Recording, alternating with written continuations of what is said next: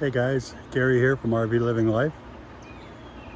We have Starlink now, Starlink for RVs. It's fantastic. I gotta say it's fantastic. I'll show some speed tests later on, but for now I'm just gonna show you how we mounted it. We basically just took it out of the box and we tied it up to the ladder up there. You know, the base. We just hooked it on with some bungee cords and we turned it on. Like you run a cord from there to the router and then from the router to the wall to plug it into 110. And we turned it on and it immediately flattened out and it just sat there for a long time. And I thought, oh my goodness, what have I done wrong? And I was spending all this time researching and what have you, what could have possibly gone wrong. And then about 10 or 15 minutes later, it suddenly rotated around, changed its angle, and now it's pointed that way. And we're getting great speeds.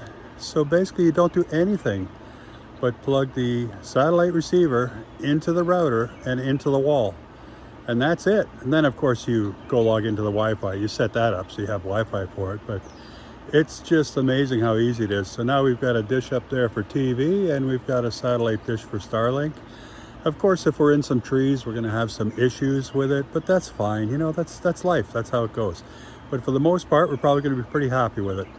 And our on-demand system, when we want to watch on demand, it has to come through the internet and you call for it through the satellite TV. So we're going to use this to watch live TV and also use it to do on demand. And the on demand will be downloaded through Starlink and work right into the system. We've already tested it. It works great. So we're loving it so far. Not sure what we're going to put together for this video, but let's roll with it. Okay, let's start with unpacking the box. So Carol's unpacking it here and she's pulling out the base, which is very sturdy, surprisingly. And it has 4 holes, you know, one on the end of each leg, so you can screw it down. I've also seen people attach magnets to it just to stick it to a metal roof. And here's the main unit, the dish. Dishy McFlatface, I think, is the pet name. And pretty impressive unit. All in one. Very nice. And Carol's just putting it into the base here. So these are the steps to set it up. They're pretty quick. Once it's in the base, you just plug it in. And now she's handling the card. So these are the instructions. It's about as basic as you can imagine. First you have the dish and you put it in the stand. You plug it in. There's a picture of there, don't handle it and move it around with your hand. You plug it into the router and then into the wall, and then that's good, it's working. And you go to your phone to get it set up at Starlink. And out comes the router now, which is very impressive looking. I see they've changed the model for version 2. We like it. Also finding that it has great range on it. I was going to use Google Wi-Fi with it, but I don't think I need to. And it's a very impressive looking unit, that's for sure. So now we'll look at how we came across this. We saw online that Starlink for RV was available, so I went to the website, clicked on RV, scrolled down to this heat map here, and you can see where it's available, mainly in North America and Europe.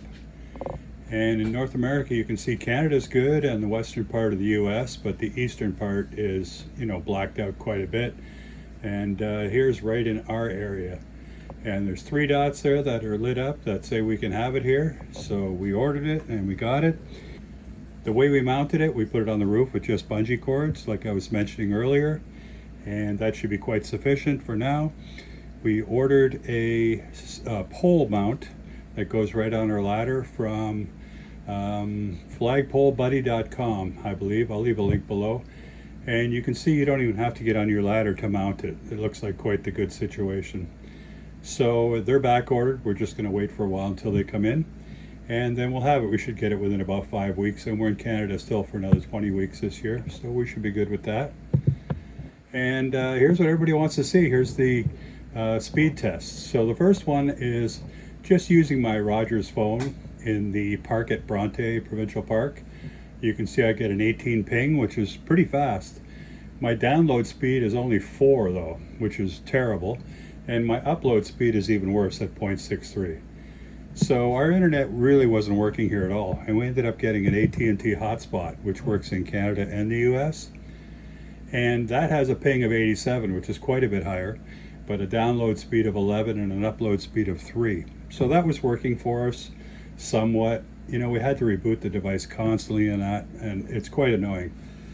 And then Starlink for RV came out, and now we have a 55 ping, which is still pretty good, a download speed of 175, which is incredible, and an upload speed of 8. So we're really happy with those numbers. We don't have any trees in our way, so that could change, but in the open here in the location where we're at, it's working great. I think before I end the video, I should encompass everything we use here so people get a good understanding of how we do our internet. We have 2 Rogers cell phone plans. Rogers is a huge company in Canada. And these Rogers plans, we have 65 gigs of unlimited data. And the term unlimited is ridiculous. It just means when you hit the 65, your data is going to slow right down and become unusable. So the unlimited actually means it's limited at 65 gigs. We have 2 phones on that system, so that gives us 130 gigs a month. We used to have them both set at 100 gigs a month, but we reduced it to 65 when we got a hotspot. We got a hotspot through Maple Wi-Fi, which is something that got us from Orlando back to Canada. It actually was pretty good in some times and other times not. It boosted your signal wherever you are because I put a MIMO antenna on it, and wherever we were, it did boost our signal. The only thing about it is when the signal was low to start with, so if you tried to just use your phone and you would drop all the time, well, the hotspot from Maple Wi-Fi would also drop. So if you were using it for your internet, it would drop and you'd have to reboot it, and sometimes a couple times in a row, sometimes every day. It varied, but the fact that we could reboot it and still have unlimited data, you know, we tolerated the inconvenience of having to reboot it. So with that worked well, but, you know, the interest in Starlink was huge, and now we have Starlink, which, you know, we got to admit is fantastic. But when we go to an area where there's going to be trees, it may not work so well. We're about to embark on a trip going north for almost 2 months. And we're going to be in some very treed campsites. So as long as we have some sort of cell signal, we should be able to use the Maple Wi-Fi hotspot to bring up the signal, and we should be able to use it. We also have a cell booster, and we might just be able to use that instead of enabling the Maple Wi-Fi. The Maple Wi-Fi and the Starlink, you can both enable and disable, you know, on a monthly basis. So you could have Starlink going when you're in open areas, and then when you're in treed areas, we could use the Maple Wi-Fi. I think the combination of the Rogers cell phones, the Maple Wi-Fi, and Starlink should give us coverage pretty much anywhere we go. We would, of course, like to eliminate the hotspot, but I don't think that's a reality. We'll see. But for now, we're enjoying all of it. And we're definitely enjoying the speeds from Starlink. So that's our Starlink setup, and we really love it so far. You know, we're only in one spot with it. We're going to move around. We normally book spots that have no trees anyway because we don't want all the crap on our roof, to be honest. We have solar panels up there. We don't like the crap, and we want a clear view of the sky with the satellite receiver, so now we have both. And life is awesome. It couldn't get higher in technology, I tell you. It's just crazy. I love it. Take care, everyone. Thanks for watching, and please leave a comment, you know. Like and subscribe and support the channel. Take care, everyone. Bye now.